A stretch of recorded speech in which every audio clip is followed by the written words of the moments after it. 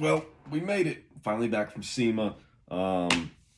Vegas is always fun. SEMA is always a freaking blast. We finally made it back. So I'm just going to do a quick little overview video here of essentially, I don't know, 1 to 2 minutes of what happened.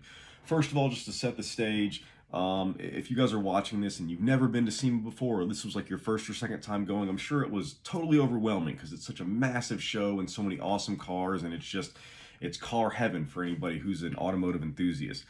I have been going for, I don't know, 18 years now, so I see it through a little bit of a different lens. So let's start. First of all, Halloween. SEMA, do me a favor, and please, please, please, God, stop having SEMA during Halloween. As great as Fremont Street is, I would much rather have these core memories and be with my kids doing the whole trick-or-treating thing, which is why me and Wooly were a day and a half late to the show. I'd rather not miss the show, but if you're going to make me pick between one or the other, I'm going to pick my kids. Next, you can definitely tell is a down year as far as the economy goes. Lots of missing vendors, specifically when it comes to automotive manufacturers and the tire guys. Those two are normally like the backbone, the pillars of the industry when it comes to the massive booths that are out there at SEMA and the people who are kind of like doing the most at these shows. They were very sorely missed, especially in the wheel and tire hall. Again, I'm not sure if you guys know how SEMA is set up, but each different segment kind of has like its own hall dedicated to it. And wheel and tire is all the way off to the side. And back in the day, it was the best hall ever.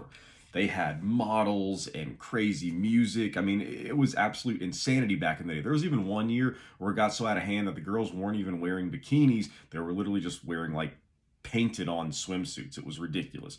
Nowhere near that this year. It was very, very quiet, very docile, a little bit depressing.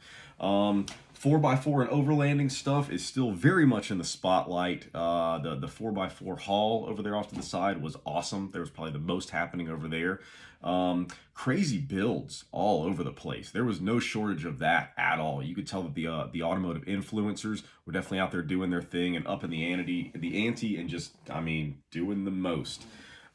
This was the first time, I believe, ever that SEMA made it public on Friday, which was pretty new, very, very different, because normally this is a trade show, industry only kind of thing. So they basically said, we're having SEMA Fest on the weekend, and so Friday, you guys can buy extra tickets and come out there.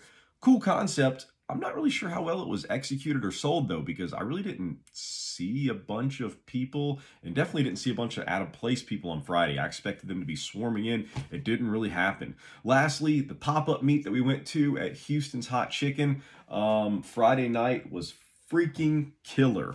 Anytime you get to see SEMA cars out there on the street doing their own thing is awesome. Whenever you go get like 100 of them in one small parking lot out there just revving and popping off and doing burnouts and a bunch of crazy shit, it was insanity. The chicken was delicious, and I'm pretty sure that every single cop in the Las Vegas area showed up. But they were really cool, to be honest. They came, they did their show of force, and then they kind of left. I don't think anybody got arrested. So overall, it was an awesome trip. We'll do a podcast going into all of it here shortly. Thanks.